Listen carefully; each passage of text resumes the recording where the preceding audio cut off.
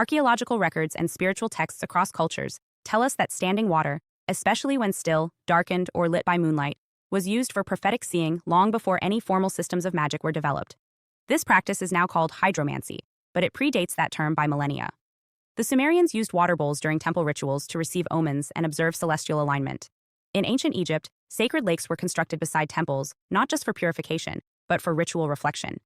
Priestesses of Hathor and Isis would gaze into still water to read signs, commune with divine archetypes, and interpret dream transmissions.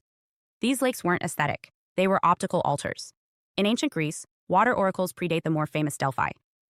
At the Temple of Clarium, priests used pools to divine by observing ripples and reflections. At Dodona, water and sound were used together, rippling pools near sacred oak trees that spoke in dream and trance. The combination of element, symbol, and vibration made water a multi-dimensional tool, not just for reflection, but for immersion in psychic pattern. And it wasn't just the Greeks. Among the Celts, sacred wells were sites of direct communion with the goddess and the underworld. Offerings were dropped into water as both communication and payment. In return, messages were given in the form of visions, dreams, or what we now call mirror flashes, those sudden inner pictures that arrive without logic but carry symbolic weight. What made water the preferred medium for so many early rituals wasn't just its accessibility. It was its responsiveness to environmental stillness and human emotion. Water reacts to movement, to breath, to sound, and to intention. That makes it more than symbolic. It makes it energetically alive. Unlike a metal mirror that passively reflects whatever's in front of it, a pool of water, especially one set within ritual space, behaves like a sensor. If the practitioner is anxious, the hand trembles and the surface shifts.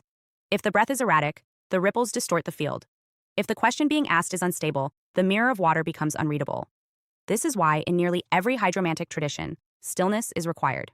Physical stillness, emotional stillness, atmospheric stillness. The practitioner must settle the field before they can perceive anything clearly. This teaches more than technical discipline. It teaches psycho-spiritual alignment. You cannot see clearly in water until you have cleared yourself. And for this reason, water mirrors weren't just used to get answers. They were used to become worthy of receiving them.